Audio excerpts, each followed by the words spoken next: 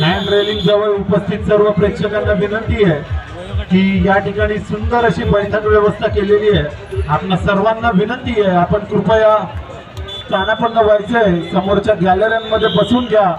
आपल्याला चांगल्या पद्धतीने सामने गॅलऱ्यांमधून दिसतील। कृपया त्या ठिकाणी गर्दी करू नये। आयोजकांना सहकार्य करा।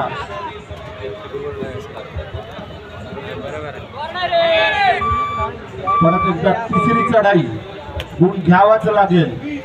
करूया मरोची स्थिती, पाहूया काय होतंय। 6 नंबरची जर्सी परिधान केलेला खेळाडू अत्यंत चपळाईने चढाई करताना दिसतोय।